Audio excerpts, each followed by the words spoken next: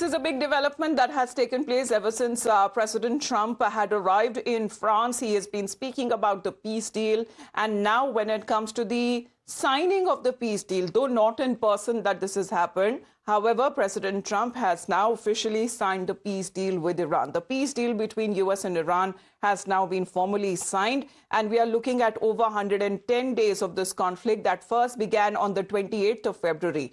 The peace deal between US and Iran has formally been signed, and the pictures they're coming on your screens. There you can see, as far as the signing of the peace deal is concerned, it has happened on the sidelines of the G7 summit. As far as when it comes to the other side, the Iranian president signing and holding the pages with his and Trump's signature. Now, this is the biggest turning point and a crucial moment between US and Iran, as both sides have said that the deal has come into effect. So that exactly means that the Strait of Hormuz would reopen soon. And there is, however, one big question, because it still remains unclear how this signing differs from the formal in-person signing that US and Iranian officials have planned to have tomorrow in Switzerland, or whether that event will still go ahead or not. But for now, the deal has been signed, and the next test would be when both sides could actually implement this deal on ground. First up, let's listen into what happened at the signing ceremony in Versailles in France. Mr. President, please, just one question for French TV and the Iran deal. Just one question, please. You signed the deal? You signed the deal? The MoU? It's signed. You signed? You signed it. You signed it. Mr. President, please, just one question for French TV and the Iran deal. Just one question, please. You signed the deal? You signed the deal? The MoU? It's signed. You signed? You signed it. You signed it. Well, as far as the signing of this peace deal is concerned, the process that has now moved on from negotiations at several levels to now signatures. Iranian state media has confirmed that the Memorandum of Understanding, or the MoU, has been signed formally, putting the US-Iran peace framework into force. And according to Iranian media reports, President Pezeshkian has signed the document on behalf of Tehran during the remote signing ceremony. State television aired visuals showing the signing process, with Pezeshkian later displaying the signed peace memorandum. Now, this virtual exchange of signatures completes the formal endorsement process between Washington and Tehran, marking a significant step in the efforts to ease tensions and also advance diplomatic engagements. Now, with both sides having now signed the agreement, the focus now shifts on the political completeness and also to the implementation as the officials begin the next phase of the peace process under the newly signed memorandum. Let's connect with our managing editor, Zaka Jacob, who's also joining in. And of course, we also have Shrinjol Chaudhary, who's joining us live this morning. Good morning to both of you. Zaka, now it would be the time to test the implementation, because the deal, the peace deal, has now been signed between two sides. Yeah, absolutely. Look, I think this is a huge development, no doubt about it. We were all expecting this in-person signing ceremony to happen in Geneva on Friday, but President Trump last night suddenly changed his plans, and he said he's going to have dinner with President Macron and his wife, Brigitte Macron, in Versailles, the Palace of Versailles. And he said that he's only going there to check out the building, and, you know, he loves the gold of that palace and so on and so forth. And right after that dinner ceremony, they had this digital signing ceremony between President Trump, who was here in Paris, and President Masoud Pezeshkian of Iran, who joined in from Iran. So digitally, this has now been signed. It's a signed, sealed, and delivered deal between Iran and America. And if you look at the 14 points, I think the big ones are on the nuclear question. It just pro forma says that Iran commits itself to not pursuing a nuclear weapon. As far as the nuclear fissile material is concerned, there is a line saying that it will be monitored through IAEA oversight, but it doesn't make any sort of binding commitments on Iran not to enrich any further uranium. So that, I think, is a big win for Iran. As far as the Strait of Hormuz is concerned, it says for the next 60 days, it'll be open, it'll be free, and there will be no charges. But after 60 days, Iran and Oman, because remember, Oman controls the southern side of the Strait of Hormuz, Iran and Oman will jointly come up with a mechanism, some kind of a service charge or a service fee, which will then be tolled from every ship that passes through the Strait of Hormuz. So that, again, is a big win for Iran. It is a sigh of relief as far as countries like India are concerned, because remember, there are still 13 Indian ships that are stuck in the Strait of Hormuz. So for the next 60 days, they have a window to basically just come back home. After which, after the next 2 months, we will have to wait and see what kind of arrangement Iran and Oman come up with for the ships that transpass the Strait of Hormuz. So on all of these questions, and the biggest win for Iran will be the fact that the United States has put in this document something that Trump had called as fake news just 2 days ago while he was here in Evian. $300 billion have been committed for the reconstruction of Iran. Iranian frozen assets will be unfrozen in a phased manner. I think half will get unfrozen now, and the remaining half after 60 days. So on all of these points, it is Iran that seems to have won in these negotiations. They have withstood the war. And the most important one, the very first clause says that the war will end in all fronts, including in Lebanon. So that puts Bibi Netanyahu and Israel in a tricky position, because he wouldn't want to be seen as violating an agreement that Donald Trump signed.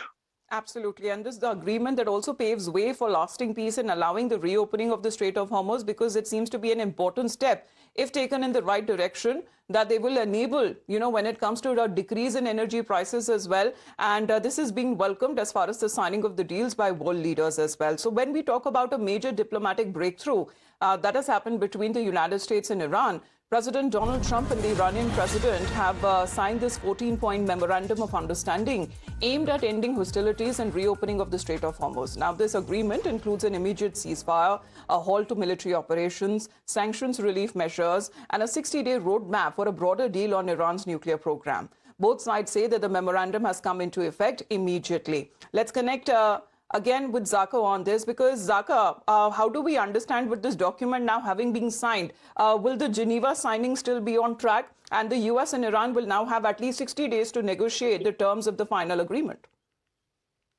Well, the expectation is that the final in-person signing ceremony will happen in a place called Bergenstock, which is about an hour away from, Zurich. The expectation is that, there will still be a physical in-person signing ceremony, but we'll have to wait and see if it actually happens.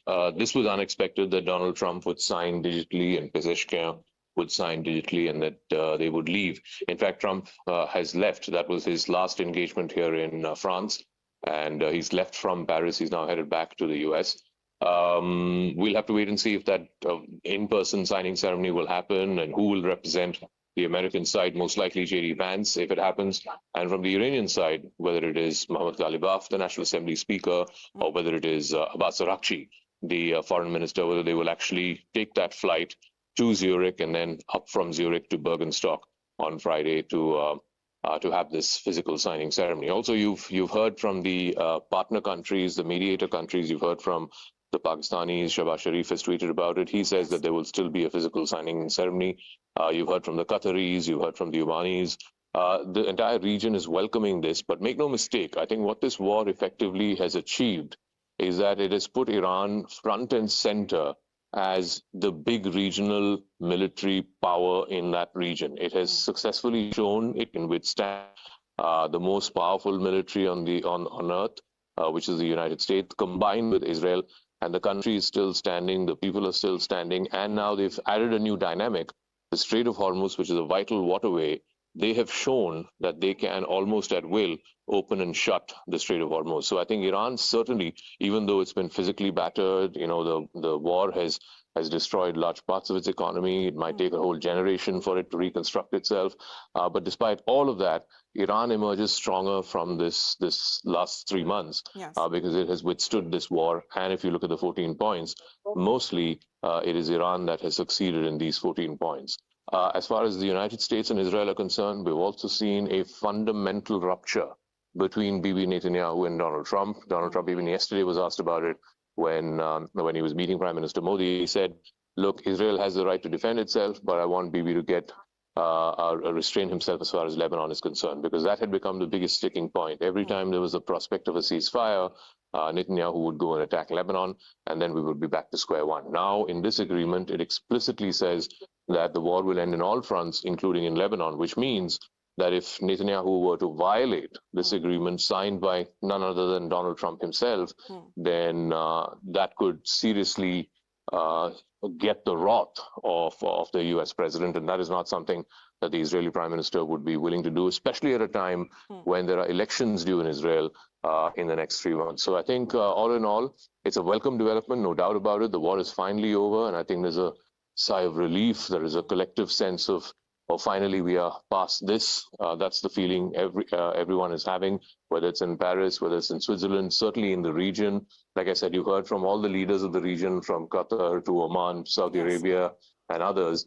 So yeah, that's the prevailing feeling right now. All right. And that also came in from Prime Minister Narendra Modi, who has also reiterated and stressed upon the reopening of the Strait of Hormuz and how important it is, not just for India, but for the world. Zaka, appreciate you joining us here on the broadcast. We also have Srinjoy connected with us. Srinjoy, we are waking up to this MoU, which has been formally titled as the Islamabad Memorandum of Understanding between United States of America and the Islamic Republic of Iran.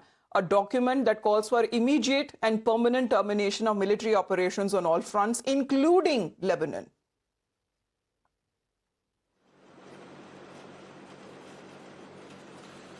The one point that the Iranians would be happiest with, or very happy with, is the fact that the naval blockade will be removed.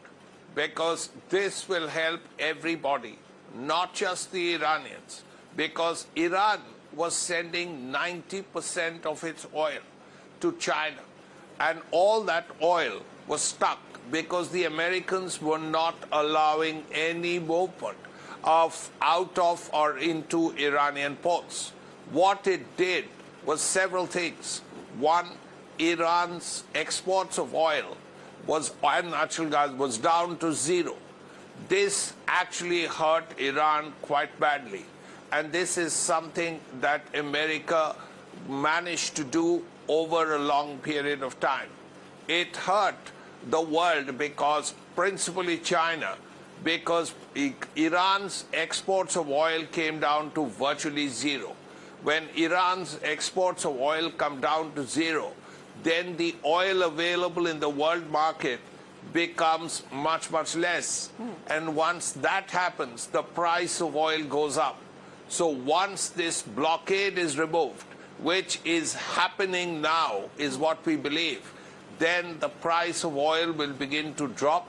China, India, Japan, South Korea, all these countries which are oil dependent, are import dependent, will heave a sigh of relief.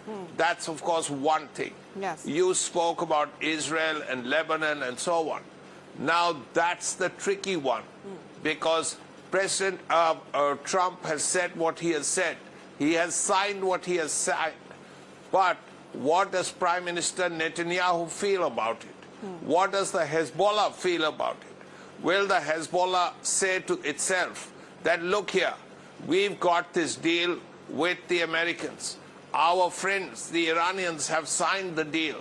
Should we fire missiles? Should we fire rockets into northern Israel? Yes. That's the question they have to answer.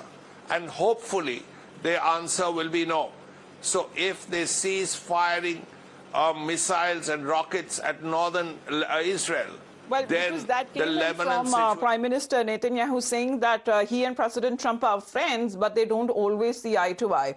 And he is of the opinion that till the time that he remains the Prime Minister, attacks on Hezbollah will not cease. So the hostilities on the Israeli front, which is not part of this MoU, but Lebanon now is, however, is proving to be a little tricky for the Israeli side. Akansha, help us understand the 14 points. Absolutely. Let me take you through 14-point MoU that has been agreed by both the countries, the 14 big promises that have been made by them. Number one, war to end on all fronts. That also includes Lebanon, because that was the key demand by Iran, that they want withdrawal of the Israeli forces from this very area. US and Iran vow no future military action, so there will be no further attacks by both the countries, is what they have promised. Final agreement to be negotiated within the next 60 days. So next 60 days are going to be very, very important. US to lift naval restrictions within 30 days. So this is related to the naval blockade on Iranian ports near the Strait of Hormuz. So that will be lifted within 30 days is what we're learning.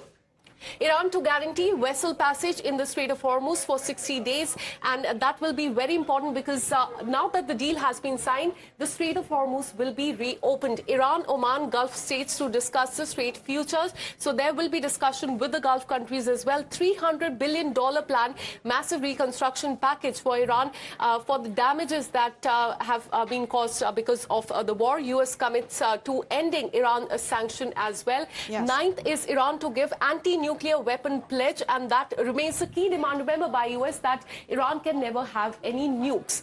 Enriched stockpiles to be resolved under IAEA oversight. Number 11th is no new sanctions, no new US deployments in the area as well. Iranian crude exports to resume as well, and that was also a key demand by Iran.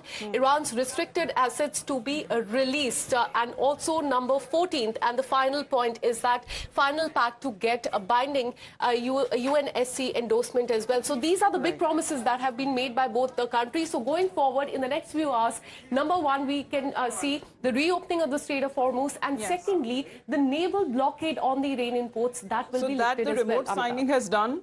The official signing will happen, and the biggest test would be the implementation, because this major diplomatic breakthrough between US and Iran as President Donald Trump and the Iranian President Pezeshkian, which have signed this 14-point Memorandum of Understanding that is aimed at ending hostilities, reopening of the Strait of Hormuz, and of course the $300 billion package, which something President Trump had earlier denied. We'll stay on this. Big developments coming up as far as reactions that are also coming in from President Trump's side on what he has said post-signing of this deal.